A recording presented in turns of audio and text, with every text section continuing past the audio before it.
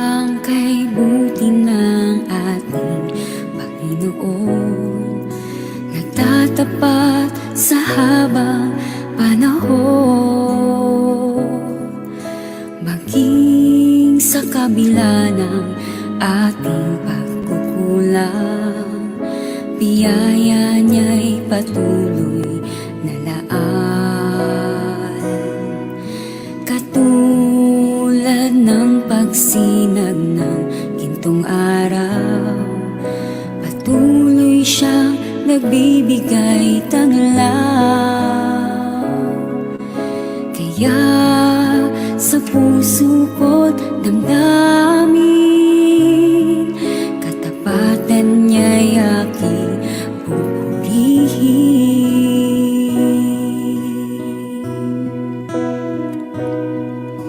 Dakila ka, O Diyos, tapat ka ngang tunay, magmula pa sa ugat ng aming lahi.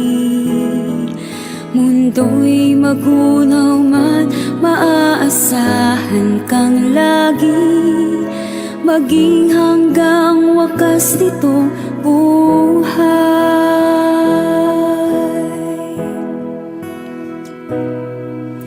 Kaya, O Diyos, ika'y aking pupurihin, sa buong mundo'y aking aawitin. Dakila ang iyong katapatan, pag-ibig mo'y walang hanggan.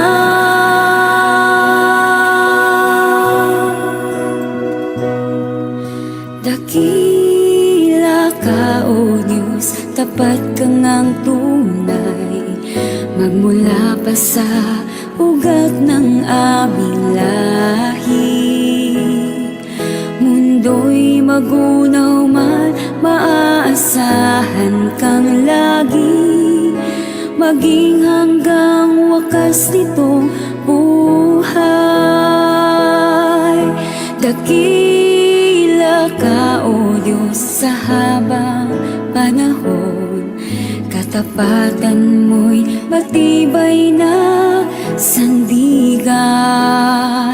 Sa bawat bighati, tagumpay mana'y naroon, daluyan ng pag-asa kung kailangan'y hinahon. Pag-ibig mo nga'y sa'kin noon hanggang ngayon. Dakila ka, dakila ka, dakila ka,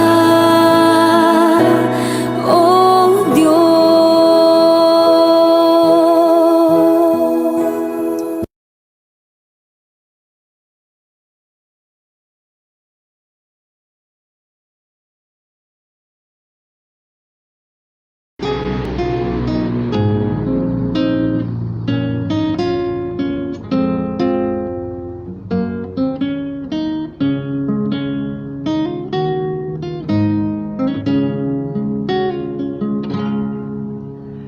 Darating ang oras, ibubuhos na langit ang mangkok sa lupa, punong-puno ng galit. Titindi ang sugat, pupula ang dagat, maging nasa ilog ay mamamatay lahat. Ang Diyos nagsasabi na siya ay darating upang tayo'y kunin at sa langit magkarating. Mawawala ng hirap, lungkot ay mapapawi. Ang aking panalangin, tayong lahat ay magkauwi.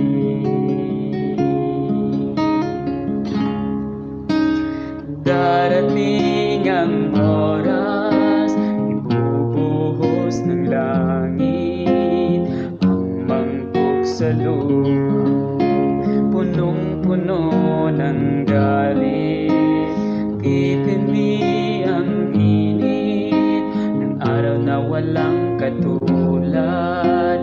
Lahat ng nasa hula ay pawang matutupad.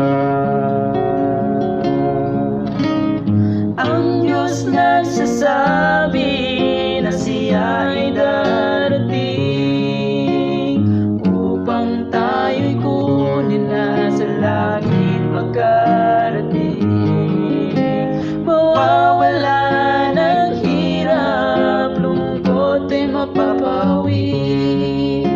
Ang aking panalangin, tayong lahat ay makauwi.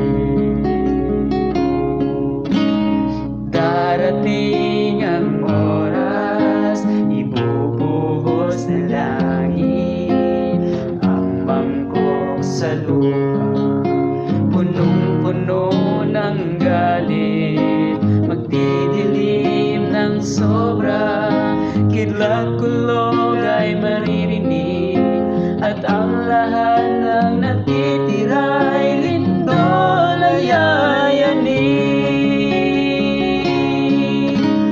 Ang Diyos nagsasabi na siya ay darating upang tayo'y kunin na sa langit makarating.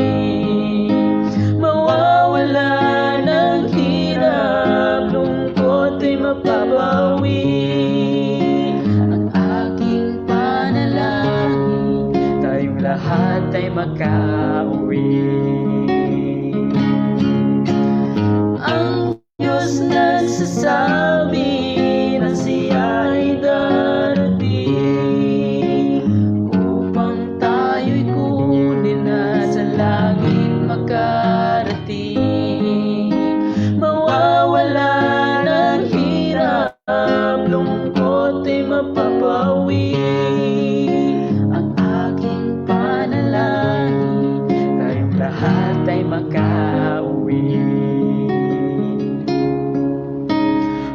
Aking panalangin, tayong lahat ay makauwi.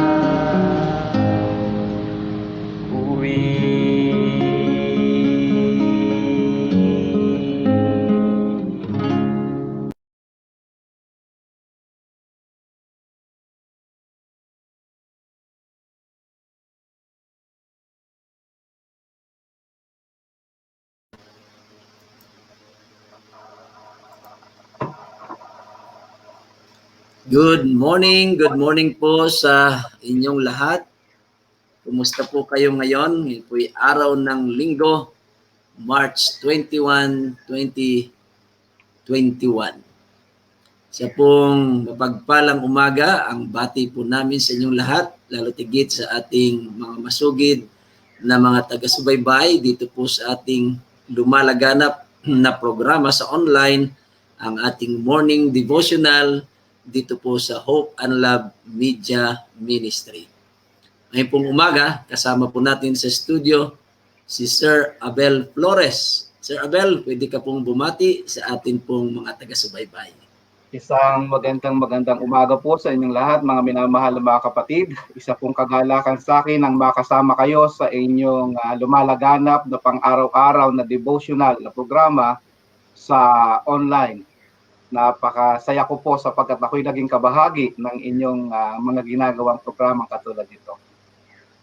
Ayan, mamaya po ay lubusan nating makikilala si Sir Abel. At sa atin pong pagpapatuloy, tayo muna ay mananalangin. At right after po ng aking prayer, ay mapapakinggan natin ang ating theme song na napakaganda, Only Jesus. Tayo po ay manalangin. Banal at dakila naming Diyos, kami po ay lubusang nagpapasalamat sa iyo sa isa na namang panibagong araw na inyong ipinagkalob sa amin at muli kaming pinagkaloban ng buhay at kalakasan at sa araw na ito, Panginoon, pasimula ng isang linggo, nais namin pasimulan ang araw na ito na nakaugnay sa inyo, Panginoon. Muli kaming gugugol ng ilang mga mahalagang sandali upang tunghayan po ang inyong mga banal na salita. Narito po si Sir Abel Flores, na siyang inyong lingkod, na siyang mangunguna. Pagpalain po siya, puspusin yung banal na espiritu. Maipahayag po ang inyong mga salita upang kami ay lumakas na patuloy sa aming pananampalataya. Pagpalain din po ang aming mga viewers, sila rin po ay makinabang. Ang kapurihan po, Panginoon, ay sa iyo. Maraming salamat sa pagtugon niyo po sa aking dalangin sa pangalan po ng aming Panginoong Hesus. Amen.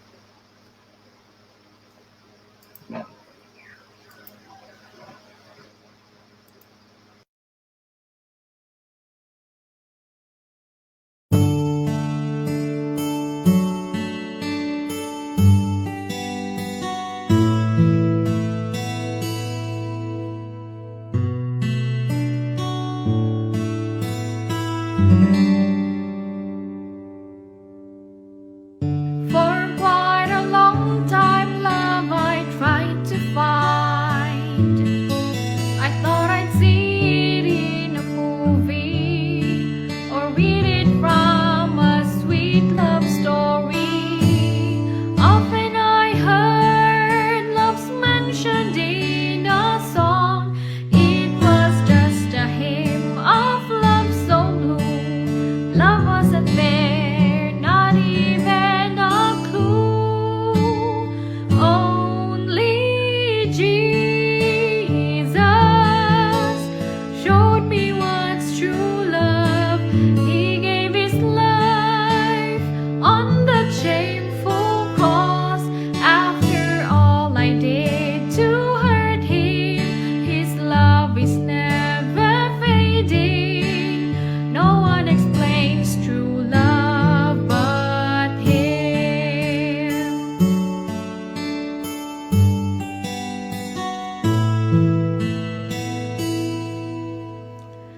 When I got to know him, love was all I found. By his wounds I sensed love's glory. Through his eyes I saw his endless mercy.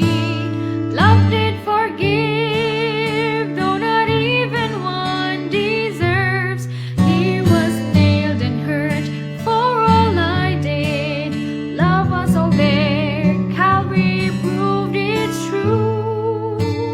Only Jesus showed me what's true love. He gave his life on that shameful cross. After all I did to hurt him, his love is never fading. No one explains true love but him.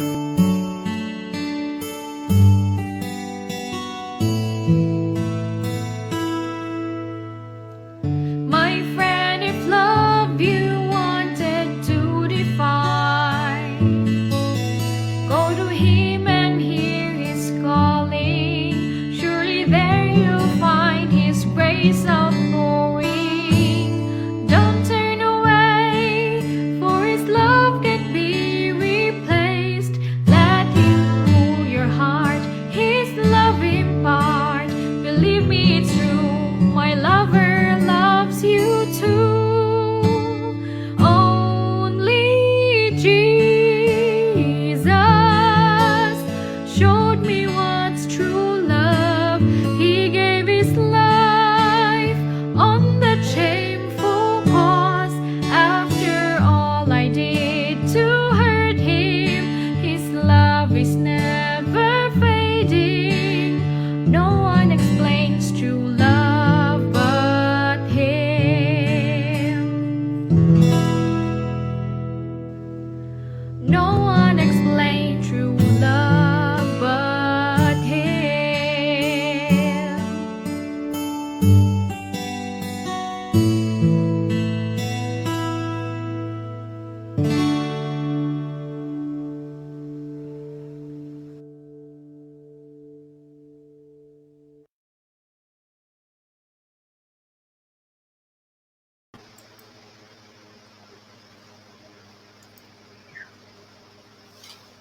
Ang atin pong guest speaker ngayong umaga ay walang iba si Sir Abel Flores, a very good friend of mine. Napakabuti po ng ating speaker na ito, personally sa akin. Kami po ay matagal-tagal na ring magkaibigan, magkakilala since college po namin sa Philippine Union College. Sa ngayon po ay Adventist University of the Philippines. Siya po ay nagtapos ng theology sa AUP noong pong 1998. At siya po ay nag-apply as pre-intern sa atin pong South Central Luzon Conference. At siya po ay nakapaglingkod dito po sa aming distrito sa Central Quezon 2 District. Particularly po dito sa Sariaya at Candelaria. Sa mga churches po ng Sampaloc, Talaan, at sa Candelaria at West Valley. Ano po? Kaya marahil may ilan sa mga kapatiran dito na siya po ay kilala at natatandaan. Pinagkaluban po siya ng magandang asawa at very energetic, si Ma'am Meg. At siya po ay isang librarian at sila nga po ay pinagkaluban ng isang anak na lalaki. Sila po ay tinawag sa gawain ng Panginoon sa paglilingkod po sa AYAS, ang Adventist International Institute of Advanced Studies, diyan po sa Silang. Kaya po, sa ngayon, si Sir Abel ay naglilingkod bilang isang liaison officer. Isang karangalan dito po sa ating programang Hope and Love Media Ministry na sa unang pagkakataon, ang lingkod ng Panginoon si Sir Abel Flores ay magbabahagi po ng salita ng Panginoon. Sir Abel, sa iyo po ang pagkakataon. Maraming salamat, Pastor Juby. Isa ring kagalakan sa akin na sa unang pagkakataon ay maging kabahagi nga ninyo sa inyong ginagawang pang araw-araw tuwing umagang pagsisimula sa ating araw-araw na buhay sa pamagitan ng pag-aaral ng salita ng Diyos. Ito po'y isang opportunity na hindi ko pwedeng palapasin sapagkat katulad nga ng binanggit ni Pastor Juby, ang taga Central Quezon District na ito, na kayo ay malapit sa akin dahil ako ay gumugol ng ilang mga panahon sa inyong lugar na kasama ng iba pa ay makapaglingkod at maging kabahagi ng pangangaral sa inyong lugar dyan sa Quezon. Ako po ay, nung ako'y sinabihan ni Pastor Juve, naaalala ko yung mga naging karanasan ko dyan sa Sariaya. Ang mga kakilala ko, sila Kabihing, sila Ka Ernie, sila Brother Luces, June Luces, Sister Beth, ang Humawan family, diyan din sa Candelaria, yung mga Esmilio, ang Gia, De Castro family, yan yung mga ilang mga naaalala ko pa sapagkat naging close kami noong nagkaroon ng malakihang mga pangangaral diyan sa lugar ng Candelaria. Okay? Without further ado, gusto ko pong umpisahan ang ating pag-aaral sa pamagitan ng maiksing panalangin. Maraming Diyos, dakil at makapangyarihan ka po sa lahat. Sa umagang ito kami po ay nagpapasalamat muli sa buhay at lakas na inyong pinagkakaloob sa amin. Higit sa lahat ay ang mapasimulan ng umagang ito sa pamagitan ng pag-aaral ng inyong banal na salita. Amin pong hinihiling Panginoon na ang patuloy na pamatnubay ng inyong banal na espiritu ang maranasan ng bawat isa amin, magbukas sa aming mga puso at kaisipan, at ang magiging pag-aaral namin ay maging malaking bahagi hindi lamang sa aming buhay sa araw na ito, kundi sa pang-araw-araw. Salamat po Panginoon sa kasiguruhan na kayo makakasama namin. Ito po ang aming samukiling sa pangalan ni Jesus. Amen. Okay. Sa umaga pong ito ay ang ating pag-aaralan ay may kinalaman sa ehemplo ng pagsisisi o halimbawa ng pagsisisi. Ano? Gusto kong i-share sa inyo ang aking screen.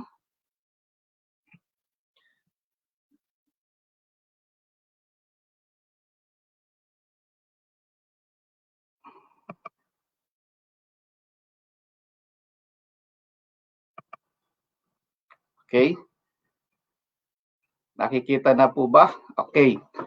Ang halimbawa ng pagsisisi. Okay? Sino ba ang hindi nangangailangan ng pagsisisi, mga minamahal na mga kapatid? Ang sabi po sa Roma 3, lahat tayo ay nagkasala, lahat tayo ay nagkamali, lahat tayo ay nakagawa ng hindi tama at nasira ang ating relasyon sa ating mahal na Diyos.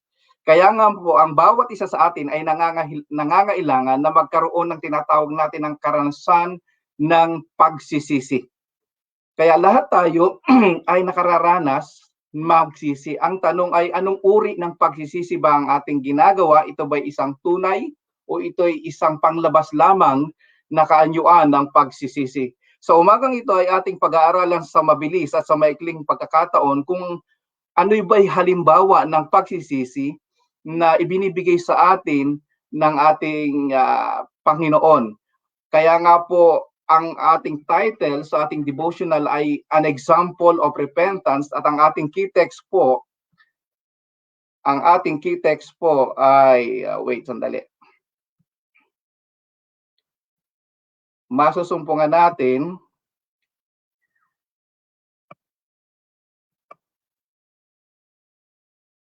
sa aklat ng mga awit. Ang sabi dito, create in me a clean heart, O God, and renew a right spirit within me. Ito po ay pahayag nitong si Haring David nang siya po ay makaranas ng matinding pagsisisi at kalungkutan sa kanyang nagawang pagkakasala. Ang sabi ni Mrs. White sa aklat na Eternity Past, this Psalm 51, chapter 51 is an expression of David's wholehearted repentance sa kanyang nagawang pagkakasala. Ngayon, ang sabi dito, ano ba yung ibig sabihin ng pagsisisi? Kasi marami sa atin, alam ko na daanan natin itong mga nakaraang devotional natin, but quickly, let me define to you what is repentance, just to refresh us. Ang sabi dito, ang pagsisisi, repentance includes sorrow for sin and turning away from it. Ang pagsisisi daw ay kasama sa pagsisisi yung kalungkutan sa pagkakasala at pagtalikod sa nagawang mga pagkakasala. Si Herbert Douglas ay i-define ang pagsisisi as an act of forsaking sin, entering into a fellowship with God. Ito daw isang gawain na pagtalikod sa pagkakasala at pagpasok sa pakikipagrelasyon sa ating Panginoon na tinatanggap yung kahanga-hangang kaloob ng kaligtasan na binalot ng kanyang pagpapatawad at kapangyarihan na malampasan o ma-overcome ang kasalanan. So yan po ang pagsisisi. Ngayon, ano ba yung pagkakaiba ng tunay na pagsisisi at false repentance? Kasi nitong nakaraang araw ay binanggit yung false repentance. Hindi natin pwedeng sabihin na pag nagsisi tayo ay tama na yung pagsisisi natin. Mayroong tama at mayroong maling pagsisisi. Mayroong fake at mayroong real. Katulad ng pera, mayroong fake, counterfeit, at mayroong tunay na pera. Gayon din sa pagdating ng Panginoon, mayroong fake at mayroong hindi tunay. Maraming mga bagay na tunay at hindi tunay na pwede nating magawang ehemplo, pero sa pagsisisi ay ipinapakita sa atin na mayroong pagkakaiba yung pagsisisi, yung tunay at mali. Yung sa tunay na pagsisisi, ang sabi ni Mrs. White sa kanyang mga sulat, true repentance is more than sorrow for sin. Higit pa yung sa pagkalungkot mo sa pagkakasala. It is a resolute turning away from evil. Sa Patriarchs and Prophet, binabangkit niya sa Signs of the Times, sabi dito, it springs from a sense of offensive character of sin that leads to the renouncing of sin. Yun daw ay nagmumula sa ating pagkaunawa sa hindi magandang bunga ng pagkakasala na nagbubunsod sa atin upang talikuran yung kasalanang ito. On the other hand, ano naman yung sinasabi nating maling pagsisisi? False repentance was not sorrow for sin, but fear of its penalty. Yun daw maling pagsisisi ay yung hindi daw kalungkutan sa pagkakasala, kundi yung takot sa bunga o sa kabayaran ng ginawa nating pagkakasala. The sinner lamented the results of sin, but did not sorrow for the sin itself. It is caused by their fear that their wrongdoing will bring suffering upon themselves. They lament the suffering rather than the sin. So dito makikita natin na ang maling pagsisisi ay napakaliwanag na ang tao ay nagsisisi hindi dahil sa siya'y nalulungkot sa nagawa niyang pagkakasala, hindi dahil sa siya'y nalulungkot sapagkat nasira niya relasyon sa Diyos, hindi dahil siya'y nalulungkot sapagkat yung kanyang magandang kalalagayan sa harapan ng Panginoon ay nasira, kundi siya'y nalulungkot sapagkat yung epekto ng kasalanan ay kanyang naiisip. Siya'y natatakot sapagkat alam niya na ang kabayaran ng kanyang ginawang kasalanan ay isang malaking kaparusahan, walang iba kundi ang kamatayan. So they lament the suffering rather than the sin. And in the past days, nakita natin ang mga ehemplo ng maling pagkakasala o pagsisisi, katulad nitong si Balaam, na natakot siya sa anghel kaya nagsisi siya. Itong si Pharaoh, twice he acknowledged na nagkasala siya, but still the same, hindi siya repentant. So it is a false repentance. Itong si Haring Saul, di ba? So napakaraming mga ehemplo sa Biblia, itong si Achan, itong si Eli. Napakaraming mga halimbawa ng maling pagkakasala. Kaya nga sa umagang ito, ang atin namang tutuklasin ay yung ehemplo naman o halimbawa ng tunay na pagsisisi. Ngayon, sino ba ang nag-i-initiate ng tunay na pagsisisi? Yung isa, nagsisisi dahil sa takot sa mga nagawang pagkakasala, sa kabayaran ng nagawang pagkakasala. Pero yung tunay, sinong nag-i-initiate? Ang sabi dito ni Mrs. White sa aklat na A New Life, page 20, repentance is thought to be a work the sinner must do for himself in order that he may come to Christ. Must the sinner wait until he is filled with remorse for his sin before he can come to Christ? Ang sabi ni Mrs. White, the very first step to Christ is taken through the drawing of the Spirit of God. Yung daw unang hakbang ay nangyayari dahil sa panawagan at pagganyak sa atin ng Espiritu ng Diyos. As man responds to this drawing, he advances towards Christ in order that he may repent. So ang nag-i-initiate ng pagsisisi ay hindi tayo, kundi Diyos mismo. At narinig ko sa paliwanag din sa reflection ni Pastor Jobin itong nakarang araw na kahit ang pagsisisi nga ay hindi galing sa atin, kundi ito ay galing sa udyok at panawagan sa atin ng Espiritu ng Diyos. Even Herbert Douglas, ang sabi niya, ang tunay na pagsisisi, he said, is our response to the Holy Spirit. So, ang pagsisisi ay galing sa Diyos. Ang tunay na pagsisisi ay galing sa Diyos. Tayo tinatawagan ng Banal na Espiritu at ang pagsisising ito ay tugon lang natin sa panawagan ng Banal na Espiritu. Now, going back sa tunay na pagsisisi, sa ating devotional ngayong umaga ay binabanggit itong konsepto ng tunay na pagsisisi. Yung konsepto ng tunay na pagsisisi, ano ba? What takes place kapag ang tao ay nakararanas ng tunay na pagsisisi? Mrs. White said, when the heart yields to the influence of the Spirit of God, kapag ang puso daw ay isinuko ng ang ating puso sa impluwensya ng Espiritu ng Diyos, the conscience will be quickened, and sinful human beings will discern something of the depth. Ating daw mapag-uunawa yung lalim at kabanalan ng kautusan ng Diyos, the foundation of His government in heaven and on earth. Conviction takes hold upon the mind and the heart. Sinners have a sense of the righteousness of Jehovah and feel. Atin daw nararamdaman yung takot na sa pagharap natin sa ating sariling pagkakasala at karumihan sa harap ng mananaliksik ng mga puso, ang ating Panginoong Diyos. They see the love of God, the beauty of holiness, the joy of purity. They long to be cleansed. Yun yung nararanasan. Ilan sa mga nararanasan, nakikita nila yung pag-ibig ng Diyos, ang kagandahan ng kanyang kabanalan, ang kagalakan ng kanyang kadalisayan, at sila'y nagnanais. Yun yung nagagawa ng tunay na pagsisisi. Sila'y nagkakaroon ng pagnanais na malinis at maipanauli yung kanilang relasyon, yung kanilang pakikipag-ugnayan sa langit. Yan ang true repentance. So based on this concept and from the writings of Ellen White, there are some basic elements na ating makikita na indicating kung ano yung tunay na pagsisisi. There are some basic elements of true repentance that indicates kung ano yung tunay na pagsisisi. Una, based from that concept at sa ibang sulat ni Mrs. White, one of the basic elements is we experience realization of our need of Christ. Nare-realize natin, naranasan natin at napag-uunawa natin yung pangailangan natin sa isang Diyos, sa ating Panginoong Hesukristo, na kailangan natin ng tagapagligtas. Ang sabi dito, we all lowly acknowledge the guilt. Tayo ay mapagpakumbaba na kinikilala natin yung ating nagawang kasalanan.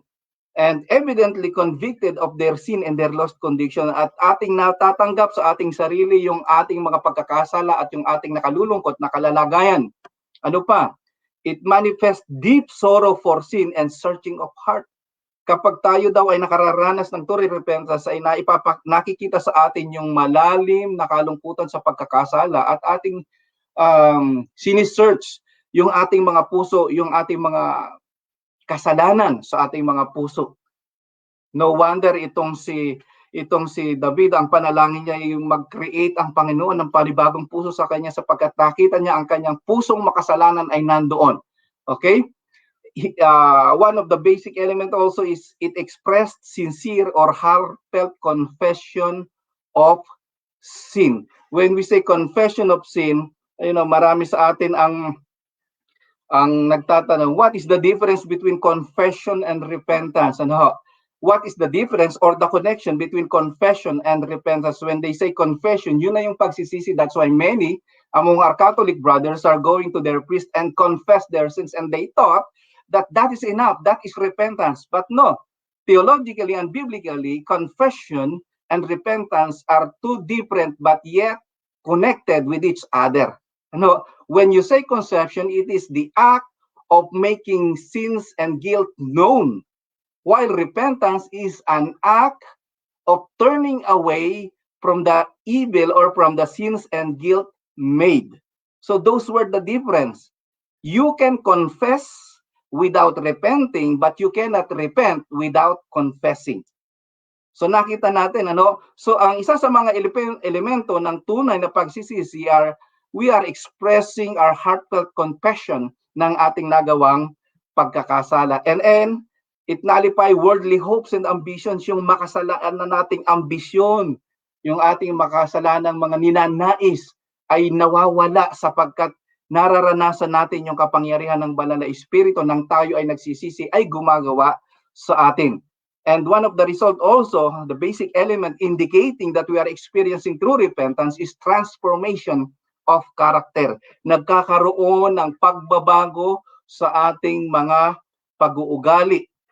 That's the power na binabanggit kanina ng banal na Espiritu working in us because we are having an experience or we are experiencing through repentance. And lastly, one of the elements is we seek Christ's help to restore relationship with God. Hinihiling natin yung tulong ng Banal na Espiritu na maipanauli yung ating nasirang relasyon sa ating banal na Diyos. Ngayon, going back to our devotional, because we are talking about the true repentance, ang awit, katulad ng ating binanggit, ang awit na 51 ay panalangin nitong si Haring David. Ito ay isang penitential psalm. Alam nyo, ang mga awit, mayroong iba't ibang mga tema. Mayroong tinatawag tayong isa nga yan, yung penitential psalm, historical, narrative, nature, so messianic psalm. And yung awit 51, among others, is a penitential psalm. In fact, ang sabi ni Mrs. White, it was composed by David after his great sin with Bathsheba. In the anguish sa kanyang pagkamuhi, pagsisisi at kalungkutan sa kanyang nagawang pagkakasala. Ang sabi pa ni Mrs. White, it is an expression of his repentance. Ito daw yung kapahayagan ng kanyang pagsisisi nang ang mensahe ng pagsansala ay dumating sa kanya galing sa Diyos, intended to be sung in the public assemblies of his people, that others might be instructed by the sad history of his fail, upang ang iba daw ay matuto sa kanyang malungkot na naging karanasan ng pagbagsak.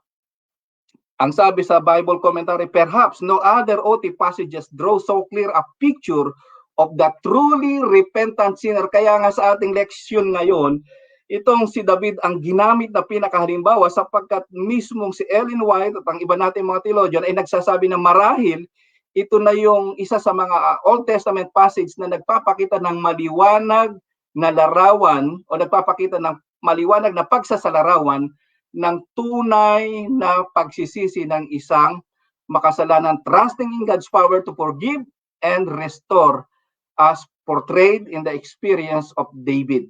So makikita natin dito mga kapatid, yung awit ng 51 ay nagpapakita ng kahalagahan kung bakit si David ay ginawang halimbawa ng tunay na pagsisisi. Going to our devotional, ang sabi sa ating devotional, the prayer of David after his fall illustrates the nature of true sorrow of sin. His repentance was sincere and deep.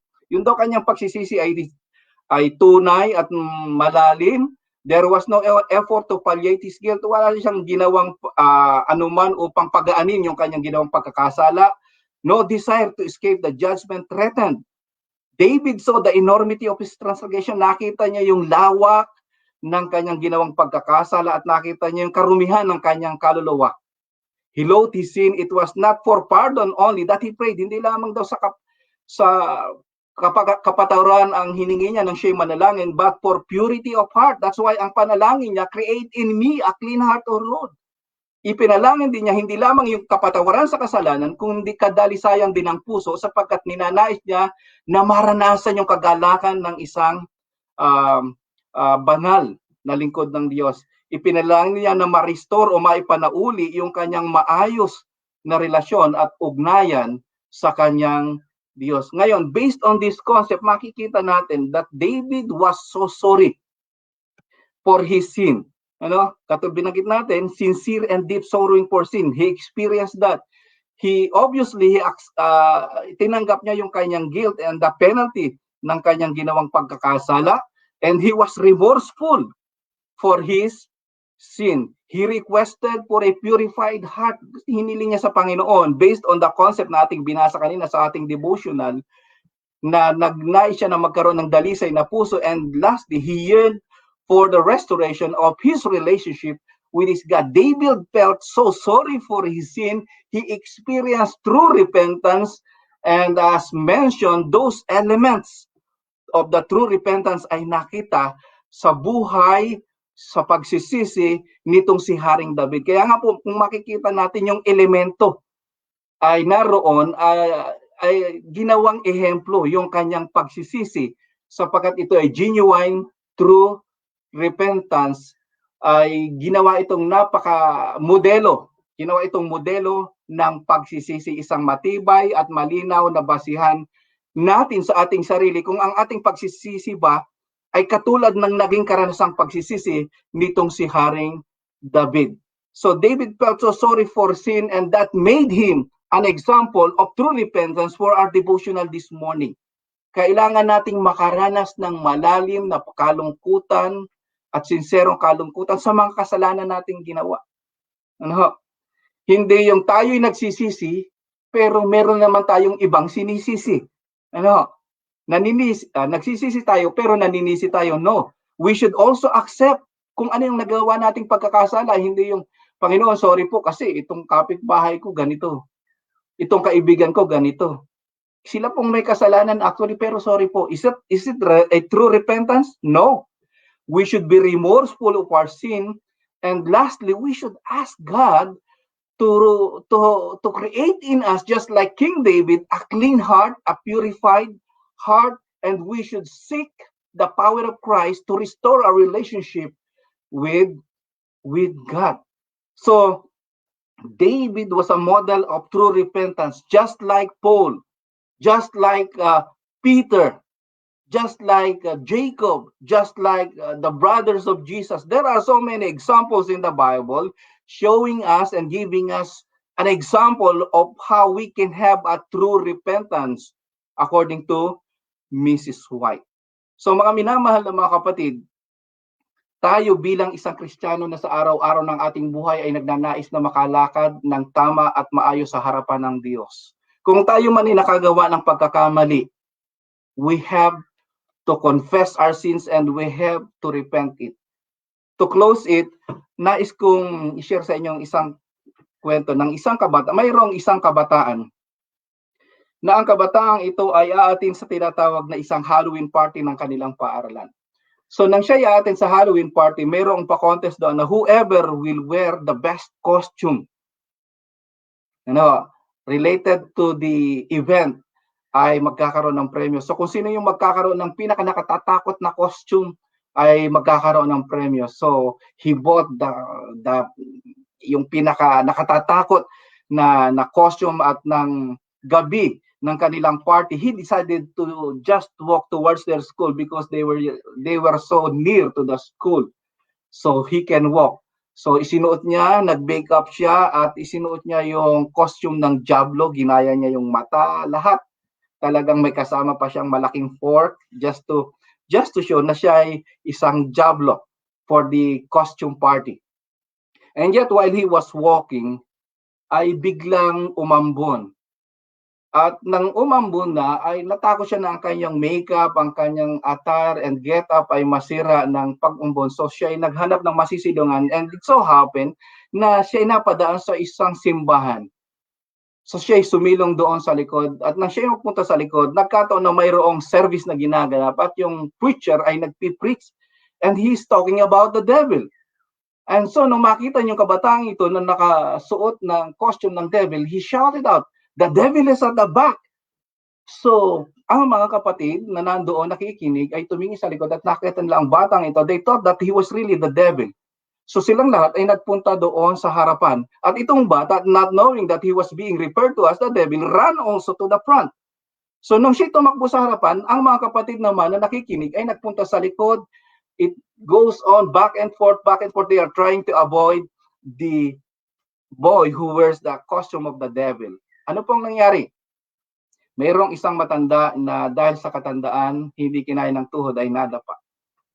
And so this boy, being kind and good as he was, he went to help the elderly member. Nang kanya nang aabutin ang kamay nitong elder, ay sumigaw yung matandang kapatid. At ang sabi niya, "Satanas, don't get me here." Sabi niya, "Wag mo muna akong kukunin. Sa totoo lang, I have been in this church for 20 years and yet my heart is still with you." Sa totoo lang, nandito ako sa loob ng iglesia, sa loob ng 20 taon na ngayon, pero still, yung aking puso sa iyo pa rin. What is the point that I am trying to drive, my dear brothers and sisters?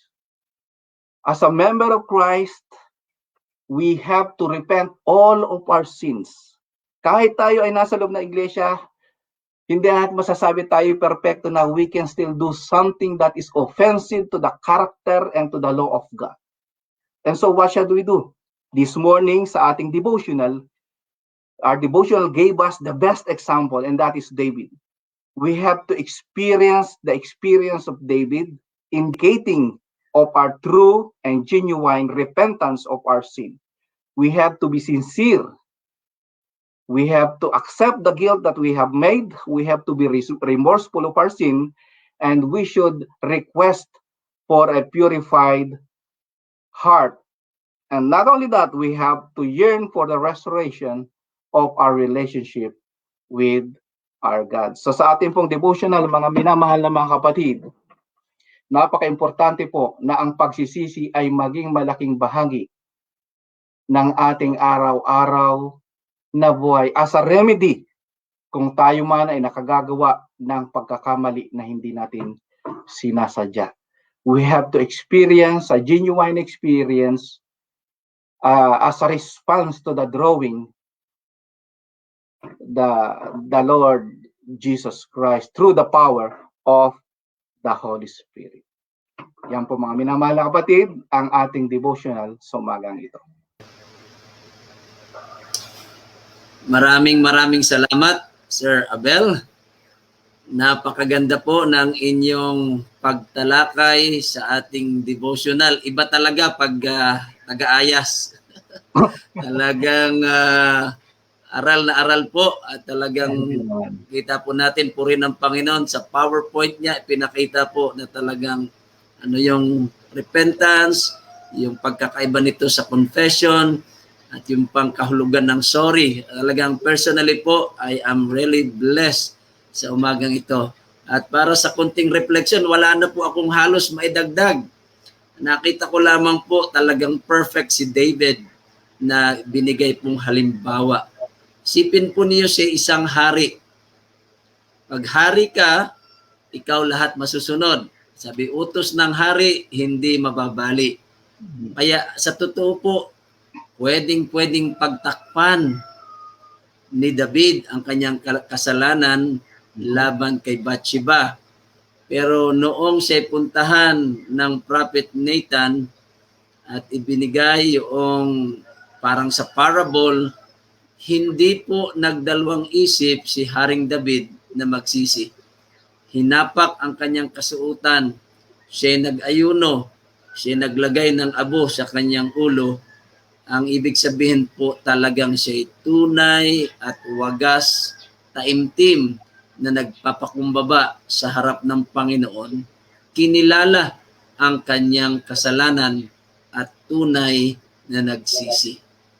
As I reflect po sa ating devotional, pagkaminsan, pag meron akong nagawang kasalanan, I tried to whitewash, to cover, at ayaw kong aminin. Pero ang ganda nung binanggit ni Sir Abel, yung sabi niya kanina na tungkol sa pagsisisi, nawala sa isip ko, pero binanggit po niya kanina, I lost that word, na talaga pong sa pagsisisi ay para bagang yun nga, pinagtatakpan natin at ayaw nating aminin, at yun, sinisisi. Ayan, salamat, bumalik. Tayo nagsisisi, subalit naninisi. I like that, Sir Abel. I learned. Ang ganda, nakuha ko yan na pwede kong gamitin sa aking sermon sa mga susunod. Opo, nagsisisi ako, pero may sinisisi. At yan po, malimit. Kita po ninyo si Adan at si Eva, nang sila'y kumprontahin ng Panginoon, yes, maring nagsisi sila, pero anong ginawa ni Eva? Ang sabi ni Eva, ito po, si Adan muna, sabi, ito po, ang asawa, ang babae. Ang tinawag pa niya ay babae, hindi wife. The woman, di ba? Sabi niya, ito, nanukso sa akin. Nung kumprontahin ng Panginoon si Eva, Eva, bakit ginawa mo? Yung ahas po. Yung ahas, wala nang mapagbalingan. Alam nga naman niya, sisihin ng Panginoon.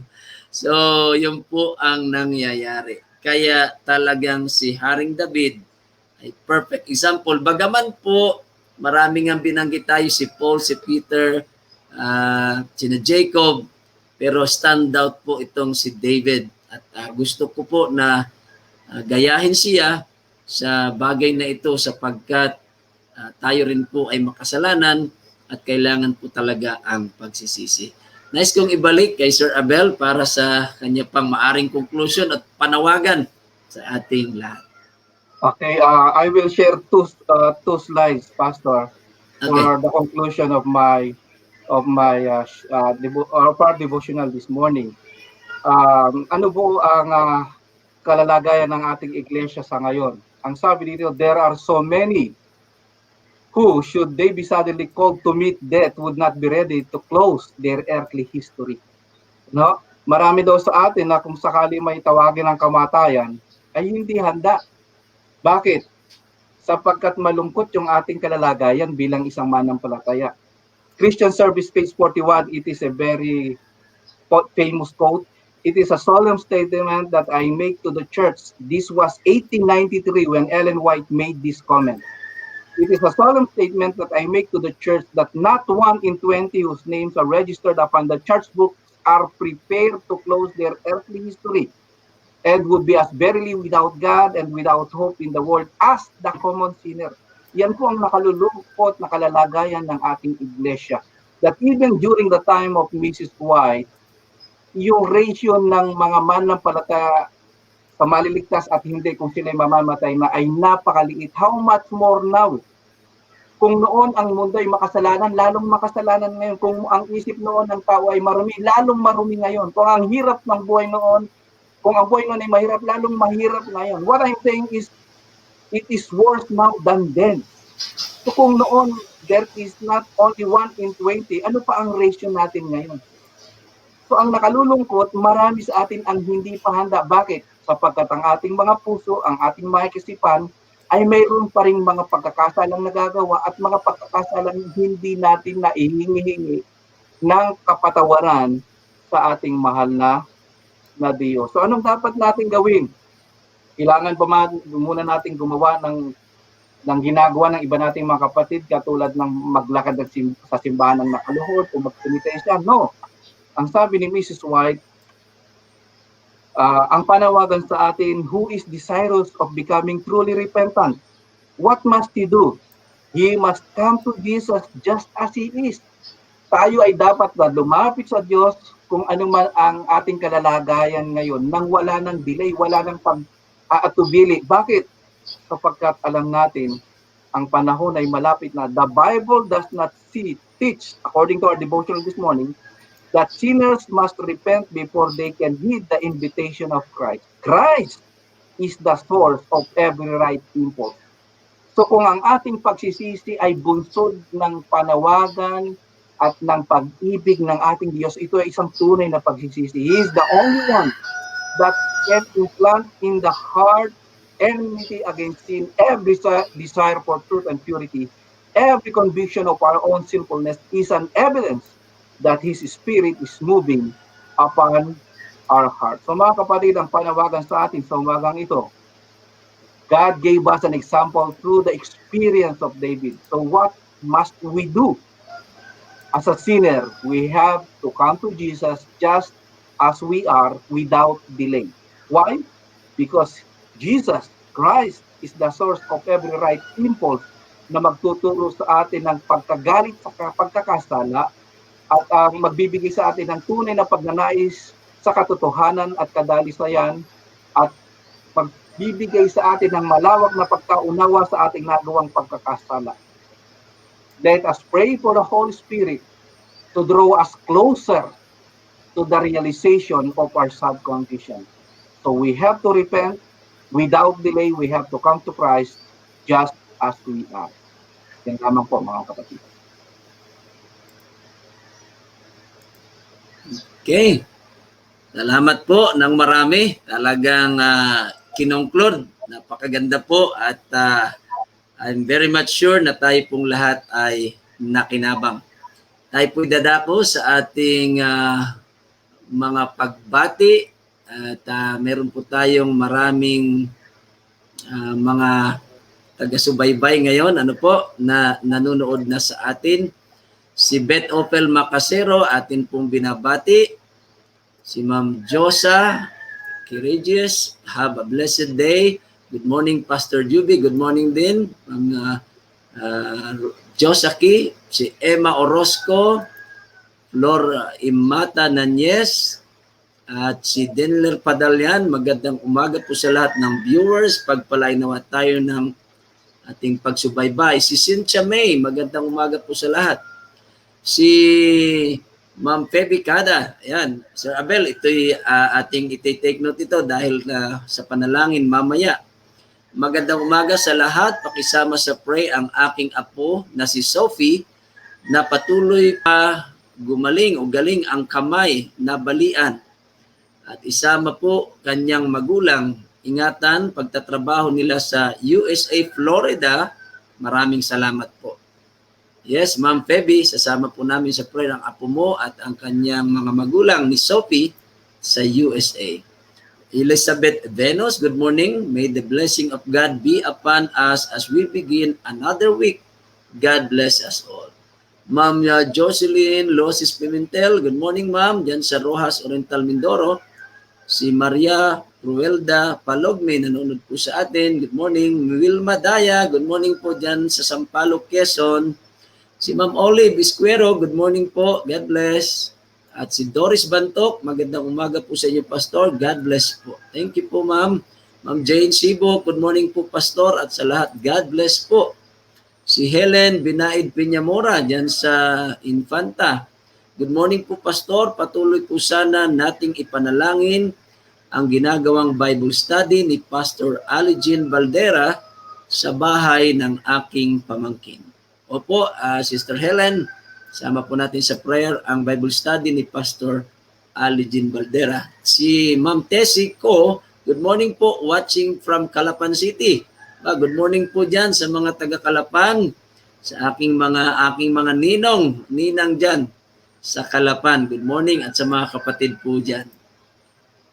At si Ma'am Annie Belonza, magandang umaga po sa lahat. Pakisama po uli sa panalangin si Aida Alcala Marasigan sa kanyang biopsy naway maging negative ang result. Salamat po. God bless. Opo, Ate Annie, sasama po namin sa panalangin si Ma'am Aida Alcala Marasigan. Beth Opel Macasero, prayer po na sana matupad na ang personal na kahilingan upang makatulong ito sa gawain ng Panginoon. In Jesus' name, Amen. Opo, Beth Opel Macasero, sama po natin kung ano man po yung personal mong kahilingan.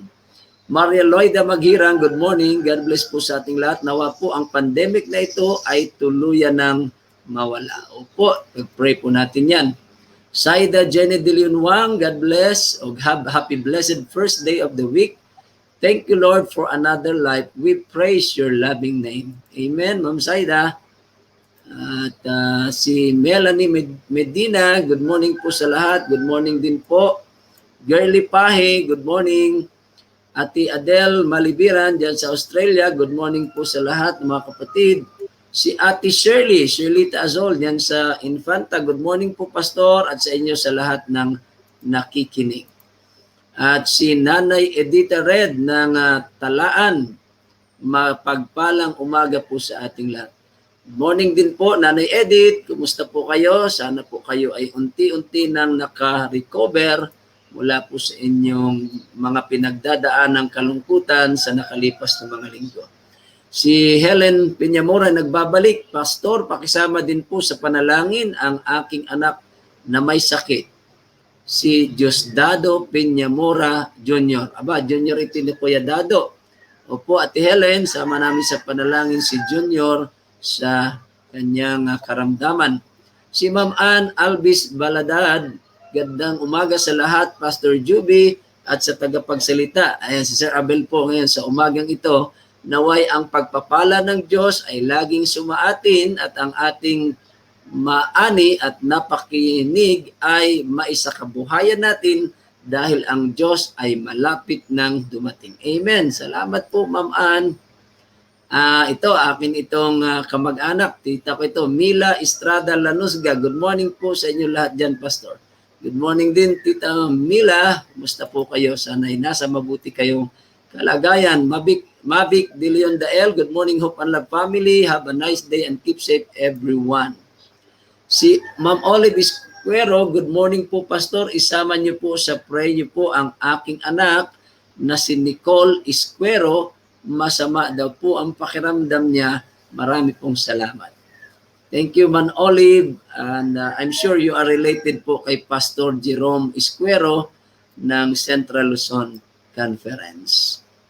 Si Ma'am Shoni Sarmiento. Good morning po sa lahat. Salamat sa magandang pagpapaliwanag, Pastor Abel. God bless us all. Pinababalik na kayo ni Ma'am Shoni sa pastoral work. Pastor Abel. Ma'am Shoni, kumusta po kayo ni Pastor Eli dyan po sa AUP? Na sana po kayo nasa mabuting kalagayan at kung maganda po ang panahon, makadalaw po ulit kayo dito sa West Valley. Ang inyong bahay po ay naroon, naghihintay sa inyo. Kasama ko din sila na maikling panahon dyan. Yes. Kaya talagang kilala ka. Yes, thank you po. Si Sherlita Azol, pasama po, Pastor, sa panalangin ang mag-asawa ni Genesis Ascaraga at Marife Ascaraga sa karamdamang kanilang nararanasan ngayon at sa mga pagsubok sa buhay na kanilang pinagdadaanan. Salamat po. Yes, Ate Shirley, pag-pray po namin si Sir Genesis at si Ma'am Marife, ang mag-asawang ito, na anak ng Nanay Tinay. Heidi De Leon, happy blessed morning everyone. Si Sister Emma, dyan pa rin sa Infanta. Marami tayong viewers dyan sa Infanta, sa dati ko pong distrito. Magandang umaga po, Pastor, at sa Hope and Love and Family. Pastor, pasama puli sa panalangin ang aking anak na si Mark David. Sana'y matawagan na siya sa kanyang pinag-applyan, ganun at ang aking family na maging malusog at gumaling na kami sa aming ubo. Maraming salamat po ulit, Pastor. God bless you all. Okay, gumaling na agad po kayo. Si Ma'am Vivian Martos, dyan sa Lian, Batangas. Good morning po sa lahat. Pasama po muli sa panalangin ang aming pamilya at ganun din po, isama po natin yung nabinyagan kahapon. Salamat, Pastor Joseph. Yan. At isama po natin si Pastor Joseph sa panalangin lagi para gumaling na siya. Sa ngayon po siya ay umuwi muna upang magpahinga. Ayan, opo. At itong si Pastor Joseph na ito ay miss na po natin dito sa ating program ng Hope and Love. At siya po ang talagang main anchor ng programang ito. Brother Joseph, pagaling ka. Salamat sa iyong paglilingkod dyan sa distrito ni Pastor Regan Trahico at kay Umakay na mga bagong mga mananampalataya. So congrats po sa mga bagong binyagan at nawa po kay lumakas patuloy sa pananampalataya. At si Ate Shirley nagbabalik, salamat, pasama din po sa panalangin ang lahat ng members ng church board sa Amazing Grace Church, Agos-Agos. Salamat po. Ayan, ito yung sa Infanta Quezon. Kumusta po dyan sa mga kapatiran natin sa Amazing Church, Agos-Agos? Ayan, miss na miss ko po kayo. Kumusta na kayo dyan mga kapatid? Si Elona Queenie, salamat sa puso. Imelda Abugan, salamat din po sa panonood. Noemi Padalyan, mapagpalang umaga po sa lahat. Wala na po akong ma-comment. Very clear message. Yan, Sir Abel, masyado mong niliwanagan. Sabi ni Ma'am Noemi, wala nang ma-comment. Nawa ito ang maging gabay natin sa araw na ito. Blessings. Yes, Ma'am Noemi. Yan si Ma'am Noemi, ang gaganda ng mga reflection yan araw-araw. Masyado siyang naliwanagan. Wala na po siyang ma-comment. Ayan. So, si Ma'am Josaki Regis, Pastor Juby, and Pastor Abel, good morning po sa inyo. Pakisama po sa prayer ang patuloy pong aking paggaling na ako po ay makabalik na po sa work. At lahat po ng bawat family, i-bless po lahat. Ganon din po ang country VG products, country foods. Yan. CBI Incorporated. God bless po. Yan. Sana Ma'am Josie, gumaling ka na mula sa iyong pagka-aksidente sa motor. Pang ikay makabalik na sa trabaho at God bless din ang country foods. Marivic Simpao, good morning Pastor Juby at Pastor Abel. Please for us, siguro pray for us. Magpa-swab test po kami bukas. Sana po ay negative ang result. Salamat po. Yes po, ang dami ngayon sinaswab test. Ang dami ngayon quarantine. At dumarami po ang kaso. Kaya yes po, we will pray for you. Kaya nga, si Sir Abel, Pastor Abel po naka-quarantine po yan ngayon doon sa Ayas. Matatapos na po sa 23. Si Melanie Medina, amen for the nice messages. May God continue to bless you and your family, Pastor Abel Flores. Ayan. Thank you, Ma'am Melanie Medina. Si Elder Rene at si Sister Baby Sayat, good day po, Pastor. Pakisama po sa panalangin. Si Sister Baby, bakit siya naman? Ngayon na naka-confine ngayon sa Lucena Doctors Hospital. Tumaas po ang BP niya kagabi. I-swab test daw siya ngayong umaga. Sana po mag-negative ang result. Salamat po. Marahil ito si Brother Renina kasi nung isang araw na ating broadcast, si Sister Baby, yung asawa, ang nagchat-chat na ipanalangin si Brother Rene dahil mayroong ubo. May sipon. Ngayon, ipalagay ko ito si Brother Rene. Brother Rene, sana'y magaling ka na po. Kaya lamang ay ito'y nakakabigla. Sister Baby pala ay nasa hospital ngayon sa Lucena Doctors. Yes po, pag-pray namin, bumaba na po kanyang BP at sana nga po yung negative siya sa swab test. Kasi pag nag-positive po, abay lahat kayo dyan, baka ma-lockdown ang Masapan. Paano na ang mga tinapay dyan, mga pinagong. Ayan. Si Ma'am Clarice Minorca, good morning po. Salamat sa panonood. Si Fede Mesa, Tining, good morning dyan sa Macau. At yes, napakarami. Yan, ito si Ma'am Minorca. Magandang umaga po, Pastor. Pasama po sa panalangin ang aking pamilya. Lalo na po ang aking mga anak. Mahal sa buhay, gabayan at pakaingatan po sa araw-araw. Ganon din po ang aming kalusugan at hanap buhay. Maraming salamat po from IEL Care Group Sariaya from Manflor, Dagos. Aba, Ma'am Clarice Minorca, taga rito ka lang pala din sa Sariaya. Good morning po sa lahat ng mga taga-Sariayahin.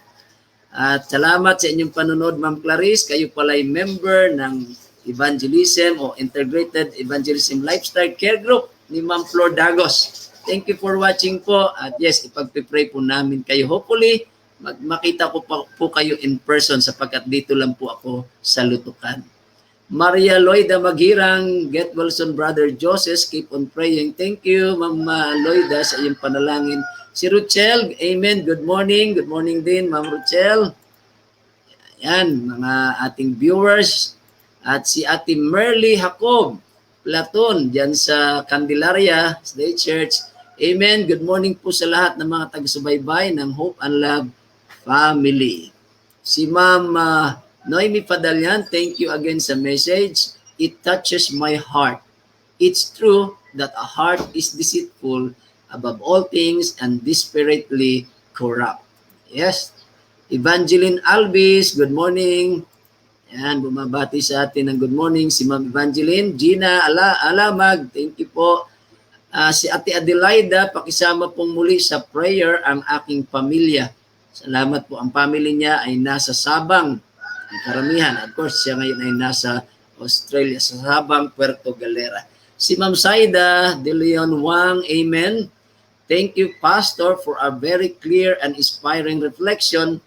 This morning topic is very timely and very good reminder for all of us to apply in our daily lives. Help us, O Lord, to have a humble heart and daily connection with our Lord. Have a good week ahead, mga kapatid. Thank you, Ma'am Saida. Nakakatats yung inyo pong panalangin, reflection na yon.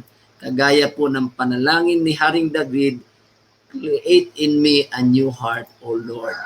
Si Ma'am Cathy Pablo, de Santa Rosa, Laguna, good morning. Keep on praying po muli. God bless.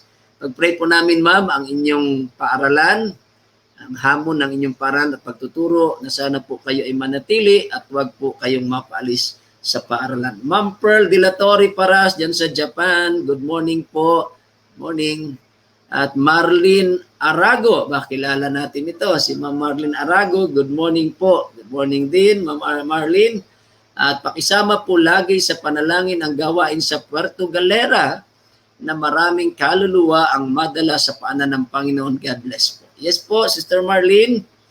At God bless kay Pastor Bala, District Pastor, ganon din si Pastor Raymond Famarin at si Pastor Ryan Corpus, si Brother Daniel Villasur, ayan, yan ang mga manggagawa dyan sa Puerto Galera. Si Sister Marilyn Ilagan ng Talaan, pakibati po naman ang tita ko na si Letty Vicinal. Kaarawan niya po ngayon. Aba, Tita Letty Vicinal, happy birthday po mula sa Hope and Love Media Ministry family. At nawa po kayo ay pagpalain sa araw na ito at marami pang kaarawan ang dumating sa inyong buhay. Naway pagkalubang pa siya ng Panginoon ng mahaba pang buhay at maayos na kalusugan sa araw-araw.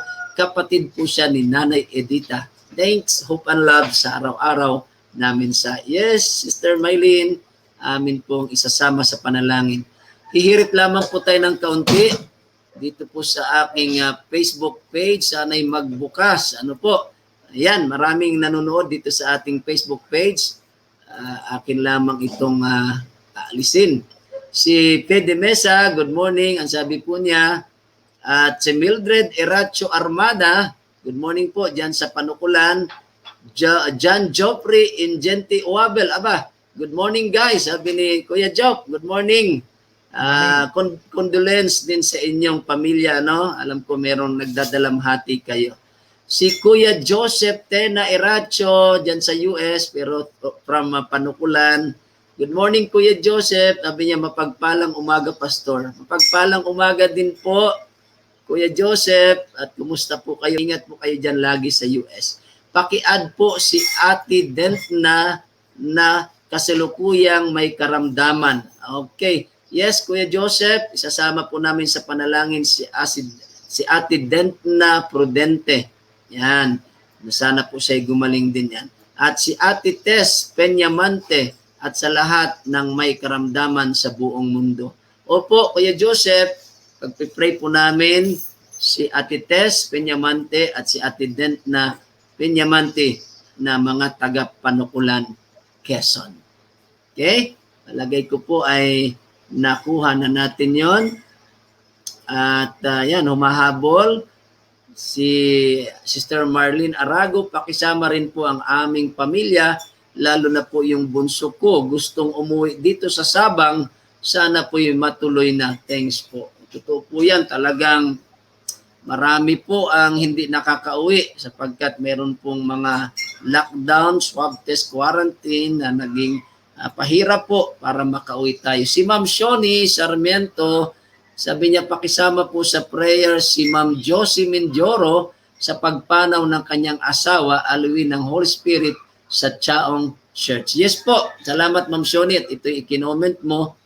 Kagabi nga po ako ay naglingkod doon po sa pamilya ni Ma'am Josie Mindoro sa pagpanaw po ng kanyang mahal na asawa, si Police Staff Sergeant Victorino Mindoro.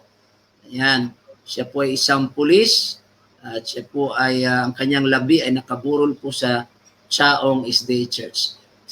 Sa ngalan po ng Hope and Love family, pinapabot po namin ng taos-pusong pakikiramay kay Ma'am Josie Mindoro. Ayan. At salamat din po sa mga kapatid sa Chaong na nanguna sa amin pong luksang parangal kagabi. Salamat Ma'am Shoni. Si Brother Edwin Peras dyan sa US, good morning po sa lahat. Okay, so palagay ko po, yun ang ating mga prayer request, mga pagbati at pasasalamat. At sa mga viewers po namin na nariyan, alam kong kayo nanonood. Subalit hindi po na kayo nag-comment, kayo watch mode lamang at nagla-like at nag-heart at higit sa lahat, nag-share po ng ating link sa ating mga kaibigan. Salamat at kinocongratulate po natin ang atin pong mga top fan ng ating Central Quezon District, Central Quezon 2 District Facebook page, sina Ma'am Lenny Galanga, si Maria Loida Maghirang, na yan po yung mga top fan, bagong top fan ng atin pong Facebook page. Si Ate Adele ay may pahabol, Pastor, pakisama rin po sa prayer ang pasasalamat. Ang anniversary po ng kasal ng aking anak na si Rodel. Ngayon, 21 years nila. Salamat po. Aba, Rodel, at sa iyong may bahay, happy anniversary. Mag-enjoy kayo sa inyong celebration sa araw na ito. Okay, so sana po ito hanggang dito yung ating mga prayer requests. Subalit kung meron man po na pahabol ay hopefully makita po ito ni Sir Abel Flores. Okay, nahanda na po tayo sa closing prayer. Ilalapit natin sa Panginoon ang lahat po ng ating pasasalamat at mga kahilingan.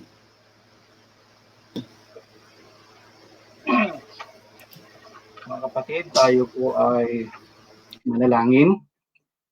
Ama naming Diyos, dakila at makapangyarihan ka po sa lahat. Sa umagang ito, kami nagpapasalamat sapagkat binuksan niyo po ang aming umaga sa pamagitan ng pagpapaalala sa amin na sa aming buhay Kristiyano, kadalasan kami ay nakagagawa ng hindi sinasadyang pagkakasala, nakagagawa ng pagkakamali o pagsalangsang sa inyong banal na harapan.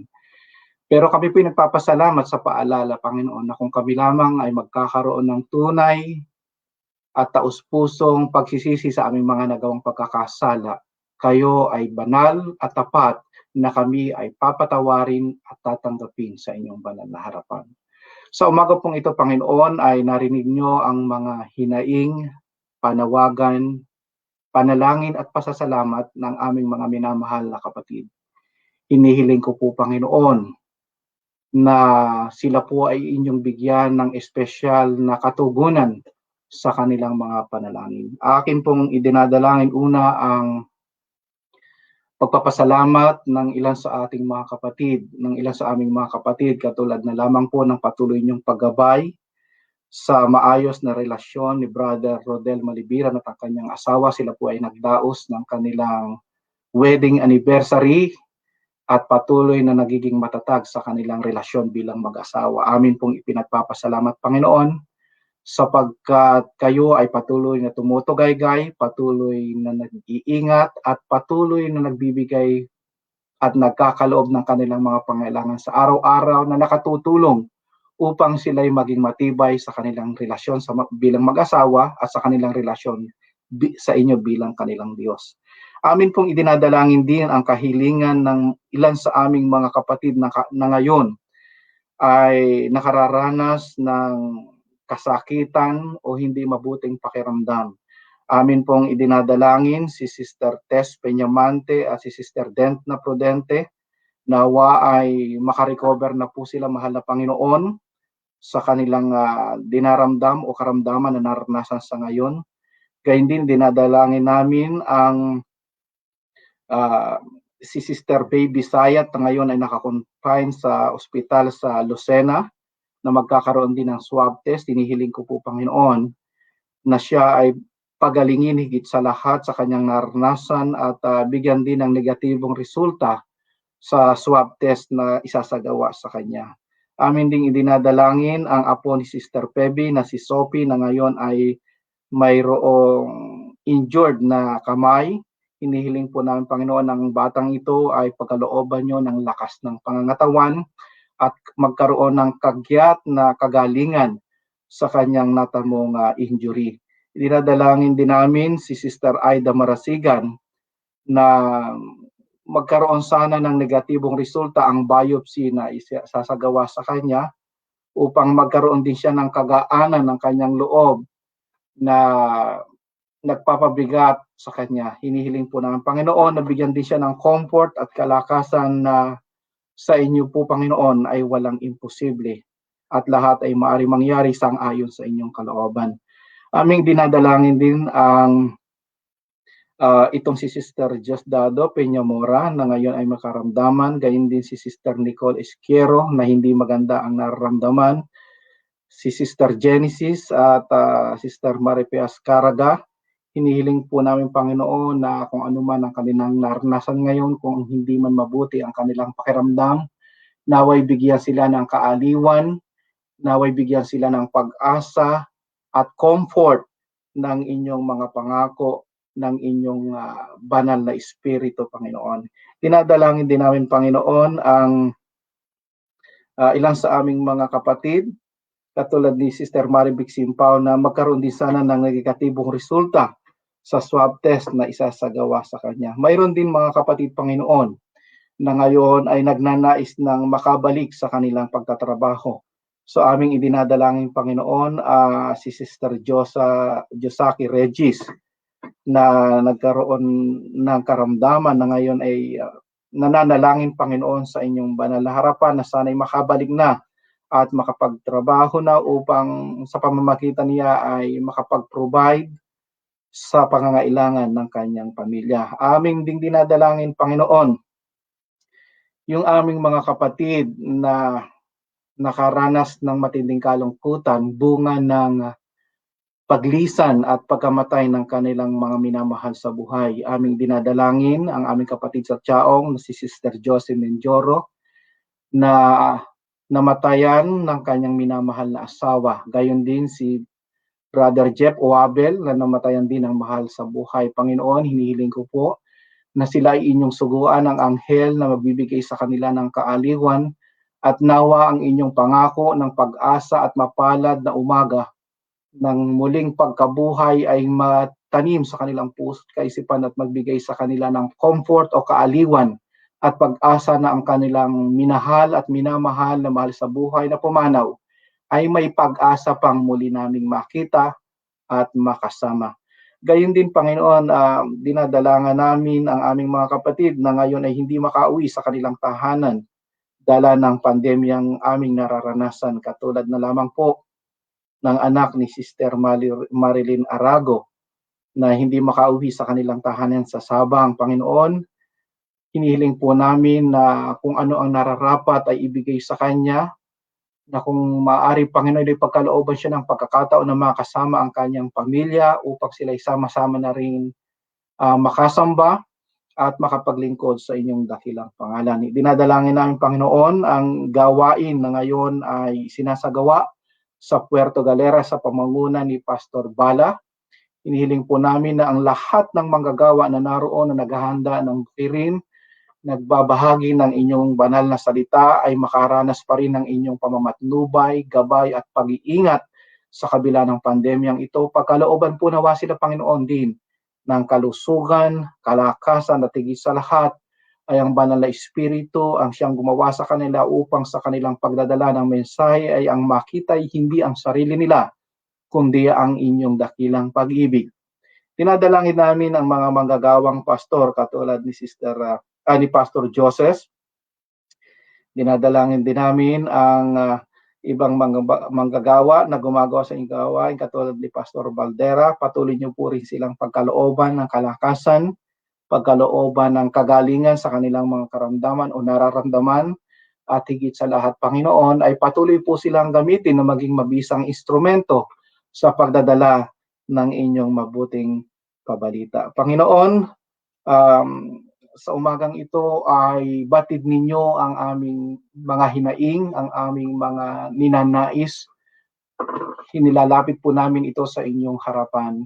Kung mayroon man po kaming nagawang mga hindi mabuti, hindi maganda, nasabing hindi maayos at hindi karapat-dapat, Panginoon, patawarin niyo po kami at linisin kami at ma-restore po nawa ang aming kalalagayan dyan sa inyong banal na harapan. Amin pong idinadalangin, especially si Pastor Juby sa kanyang pangunguna sa distritong ito sa Quezon. Hinihiling po, Panginoon, na patuloy siyang pagkalooban ng kalakasan, ng mabuting kalusugan, at ang bawat isa po sa amin katulad niya ay makaranas pa rin ng inyong patuloy na pagtugaygay at patuloy na pagkakaloob ng aming mga pangangailangan sa araw-araw. Tinadalangin ko po, Panginoon, na patuloy niyo po siyang pagkalooban, gayon din ang bawat isa sa amin ng alab sa aming paglilingkod sa inyong banal na harapan, at sa araw-araw ay maranasan namin ang inyong banal na Espiritu ay gumagawa sa amin. Pagpalain niyo po, Panginoon, ang bawat isa sa amin sa maghapong ito at sa mga darating pang araw. Naway patuloy kaming lumakas, patuloy kaming lumago, at patuloy kaming maging matatag sa kabila ng mga bagay na hindi maganda na aming nararanasan sa araw-araw. Ang inyo po nawang pag-ibig, Panginoon, ang patuloy na lumukob sa amin at magbuklod sa amin sa isang layunin, na ito po ay mabigyan kayo ng kaluwalhatian sa pamagitan ng maayos at tapat na paglilingkod sa inyong banal na harapan. Patawad po, Panginoon, muli sa aming nagawang pagkakasala. Ito po ang aming samot-hiling sa pangalan ni Jesus. Amen. Sir Abel, thank you very much sa inyo pong pagtanggap sa ating paanyaya at pinangunahan mo ang ating devotional ngayong umaga. Meron ba kayong gusto pang batiin o i-promote diyan sa iyong gawain diyan sa Ayas? Gusto ko lamang pong batiin lahat ng mga kikinig. Sana po ay patuloy tayong magkaroon ng pagkagutom sa salita ng Diyos. Amen. Sa araw-araw ay maging bahagi ng ating umaga. Yung katulad ng programang ginagawa nyo, Pastor Juby, na umpisahan natin ang umaga sa pamagitan ng pagkain, ng espiritual na pagkain, upang sa buong maghapon maging malakas tayo at malusog sa ating espiritual na kalalagayan. Pagpalain po kayo lahat diyan sa inyong espiritu. Ayan. maraming salamat din po at sana ito ay hindi una at huli na ikay aming makasama at kung luluobin nga, pwede kang maging regular na aming speaker every Sunday. Kasi alam ko ikaw ay busy sa weekdays, then sa AYAS. Huwag lamang pong matatapat sa schedule ko sa US kasi ang usually pagka nagle-lesson review ako sa US, Sunday morning din, ganitong oras. Ang oras din. Oo, ganitong oras din. So pag nagtapat, medyo hindi tayo Ayan. Sige, so mag-uugnayan lamang po tayo. Ayan. So, regards sa iyong may bahay na si Ma'am Meg, sa iyong anak. At sana ikaw nga ay makalaya na sa 23 para ang iyong pagiging liaison officer ay talagang magagampanan na. God bless. Maraming salamat, Pastor. Ayan, maraming salamat. At sa amin pong mga viewers na sumubaybay po ngayong umaga, thank you very much. Kita-kita po ulit tayo bukas, alas 6 din po ng umaga. Meron din po tayong invited guest na siyang magbabahagi bukas. Sa ngalan po ni Brother Joseph Pasamba na nagpapagaling ngayon, ito po si Pastor Judy, pansamantala pong nagpapaalam. God bless po sa ating lahat.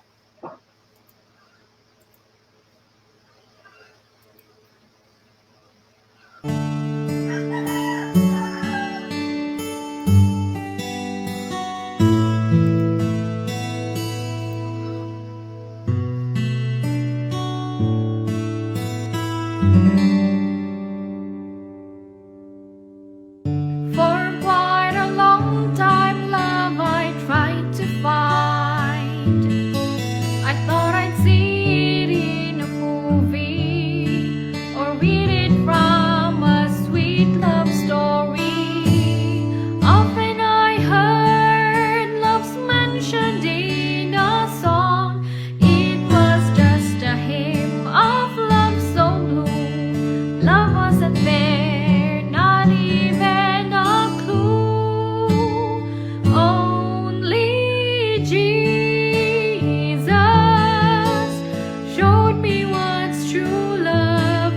He gave his life on that shameful cross. After all I did to hurt him, his love is never fading. No one explains true love but him.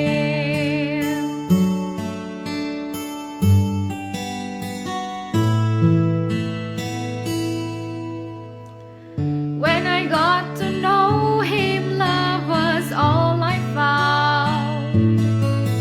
By his wounds I sensed love's glory. Through his eyes I saw his endless mercy. Love did forgive, though not even one deserves. He was nailed and hurt for all I did. Love was all there, Calvary proved it's true. Only Jesus showed me what's true love. He gave his life on that shameful cross. After all I did to hurt him, his love is never fading. No one explains true love but him.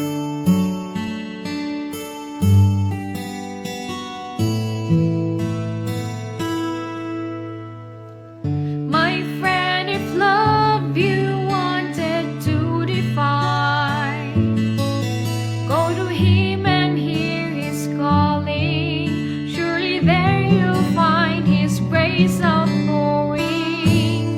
Don't turn away, for his love can't be replaced. Let him rule your heart, his love impart. Believe me, it's true, my lover loves you too. Only Jesus showed me what's true love. He gave his life